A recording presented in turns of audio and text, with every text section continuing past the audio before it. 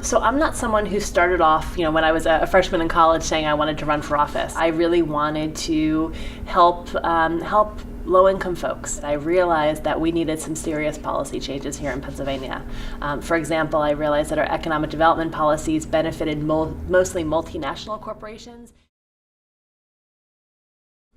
So I've been lucky to be on campus multiple times to speak to classes, to speak to student groups. Students have been very active in every one of my campaigns. So when I've spoken to sophomore students firsthand, there's a couple of issues that come up repeatedly.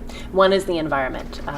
Sophomore students are real leaders actually across the country in students who are pushing for their college to be responsible in its environmental policies, including how it spends its endowment. The other issue that students often raise to me is the issue of protecting choice and women's health. That's an issue that I didn't expect to have to fight for so hard in Harrisburg. Roe v. Wade was decided 4 years before I was born, and yet fundamental rights of women around reproductive choice have literally been on the House floor this year. I think we all have a responsibility, boards of directors, individuals, companies, to invest in a clean energy future. So whether the university should take that step now or whether it's something they should be taking in the future, I'm relying on students to continue to make their voices heard on that. Yeah, so one of the things I appreciate is how Bernie influenced the platform.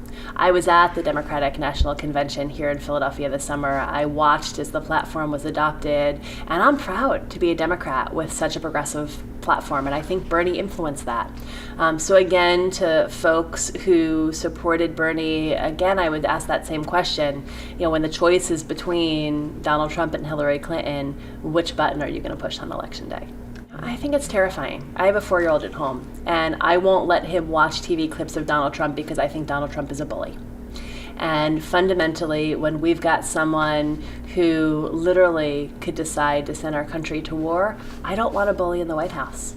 I think so many issues, so many democratic values are on the line, whether it's how we approach foreign policy, whether we choose to invest in a clean energy future, labor issues and the issues that working families have fought so long to protect, all of those things are on the line in this election.